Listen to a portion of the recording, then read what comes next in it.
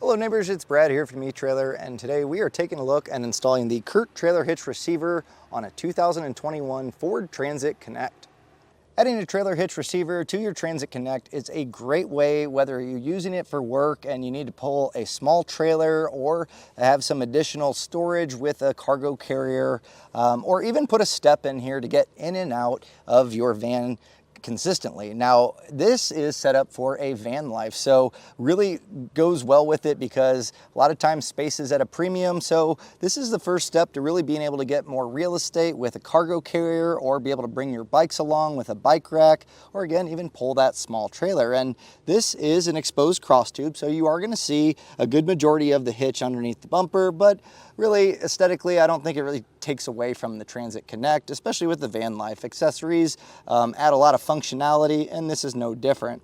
This one being a 2" by 2" receiver tube opening means that you're going to have tons of options when it comes to accessories, as this is the standard size for a lot of trailer hitch receivers. So whether it be a bike rack, cargo carrier, or ball mount, you are going to need a 5/8 pin and clip to hold those in place. Now, a lot of times when you pick up accessories new, they'll have a pin and clip included, and that's a great option to get that in place. But if you plan on leaving accessories on here long term, you might want to look at a locking pin and clip. That's a great option to be a deterrent for people. That way they're not just walking by, taking out that pin and clip and those accessories with them. Now, if you are pulling a small trailer, you're going to be hooking up safety chains to your plate style safety chain loops, and you can easily get a standard S hook on here, and even a larger clevis style will go on with ease. Now, speaking of towing and just putting accessories on here, you do want to adhere to the weight capacities not only of the hitch, but also what the vehicle's rated to tow. So take a look at the vehicle's owner's manual and then compare that with the numbers on the hitch so you stay safe.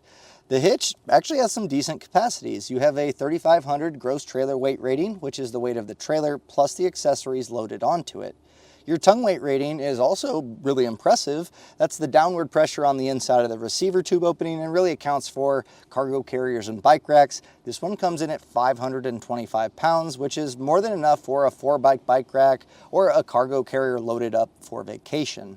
Now, if you need additional weight carrying capacity for those trailers, you can put a weight distribution hitch on here. It's really going to help with the sag and take that trailer down the road a little bit easier if it's heavy, but you also get additional capacity. It'll bump it up to 4,000 pounds for your gross trailer weight rating. Tongue weight will stay the same at 525 pounds, but again, overall, not bad capacities for a vehicle like this. Generally, we measure from the center of the hitch pin hole to the furthest point of the fascia to make sure that folding accessories will work with this. I have no doubt that all of them will work with this, no problem. Now, with that being said, as you fold up your bike racks or cargo carriers, more than likely it's going to block your license plate. I don't worry too much on the taillights on this, but you are going to need to fold those down to access your hitch, but not too big of a deal for those that ease of access. Now, what's going to be important is if you do plan on pulling a trailer, your ground clearance. So from the top of the receiver tube opening to the ground, we're coming in right at about 12 inches.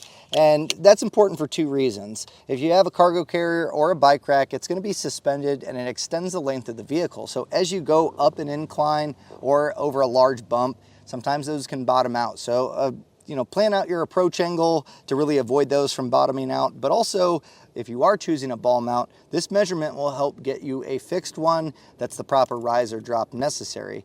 And the way to determine that is if you have your trailer available, get it as level as possible and measure from the ground to the top of the coupler. From there, you can do some math with our measurements to determine the rise or drop necessary, or you could always get an adjustable ball mount to account for a bunch of different trailers. More cases than not with this one, more than likely it's going to be a rise by a couple inches here or there. It really depends on your trailer, but that measurement's going to get you dialed in. You probably already know that it's a great addition to your Transit, but you may be worried about the installation, and I'm here to tell you this one is actually really easy to do.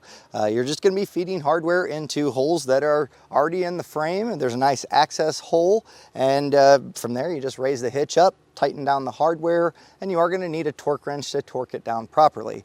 Beyond that, super simple to do. You can definitely do it in your driveway or garage. Half an hour, maybe a little bit more, depends, but I would recommend having an extra set of hands for raising the hitch up. It can get a little bit cumbersome. You can use a floor jack. That's also a good way to do it if you're by yourself, and I'll be walking you through all the steps to make sure you get it installed.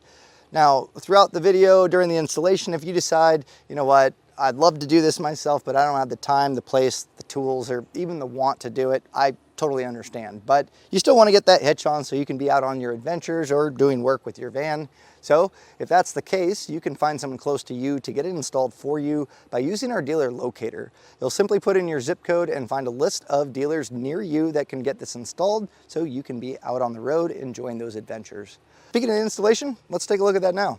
Now, to get our hitch installed today, it's going to be a pretty easy one. You may want an extra set of hands or just use a floor jack to raise the hitch up to get everything bolted up, but beyond that, pretty simple one to do. So let's get started. So to get our hardware in place is going to be really easy, but we're going to be using a fish wire technique, which might be fairly unique to you if you've never put a hitch up before, but it's really simple to do. So grab the larger diameter one. They're going to look pretty close, but this one is bigger. And the same goes for the carriage bolt. One of them is going to be larger than the other. And the spacer block, we want the one with the hole in the center, not the one that's offset.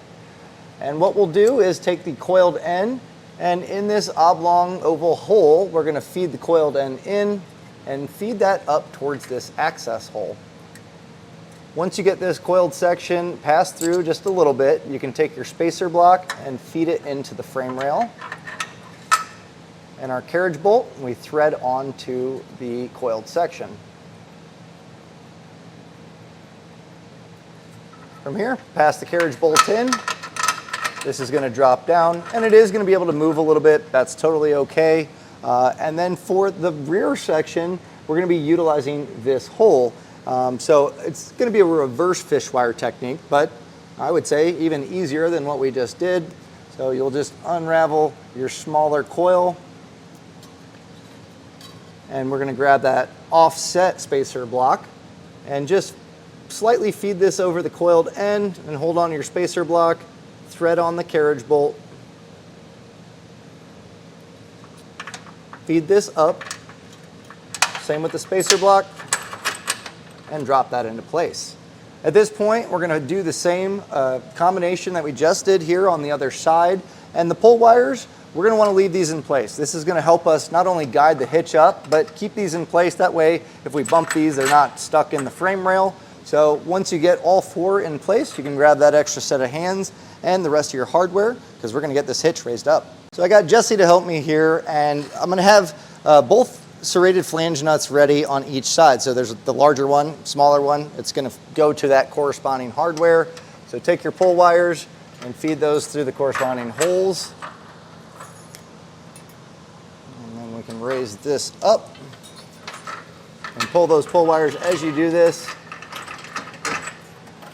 And then you want to make sure that you don't push those back in. So what I like to do is if you can use the hitch to kind of push against it to hold that in place, that'll work. Or just put your finger here so it doesn't push up, because as you thread, it very well can do that. So try to get a few threads started on each side. That way it'll support the hitch. And then it can be hands-free to get the rest of your hardware in place.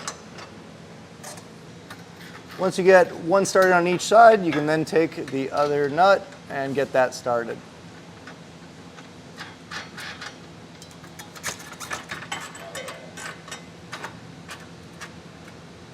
Now I'm just going to snug up our hardware. You don't have to get crazy here, because we're going to come back with a torque wrench to torque it all down properly, but this is going to draw everything up and save us having to use rotation on that torque wrench. So on this larger nut, that's going to be a 3/4, so I'll buzz that down. Our smaller hardware is going to be an 11/16 socket. Now we just need to come back with that torque wrench and use the torque settings found in the instruction manual. Now the torque settings are different for the larger versus the smaller hardware, so adjust your torque wrench accordingly. And if you need a torque wrench, we have them available here at eTrailer, but generally you can go to an auto parts store or ask a neighbor if they have one, because really all you need to do is torque down the 4 bolts, and really that's going to do it for the installation of your hitch. And that was a look at installation of the Curt Trailer Hitch Receiver on a 2021 Ford Transit Connect. Hopefully this video helped you get the hitch installed on your Transit, and if there's anything that I missed, or maybe if it was helpful, or if you've taken pictures throughout the process or out there on an adventure, share those. We love to see comments and get feedback from you all. It really helps us paint the picture for other Transit Connect owners that are looking to get a hitch as to what they can do and also how to get the best videos possible so you can get it installed. My name's Brad. Thanks for watching.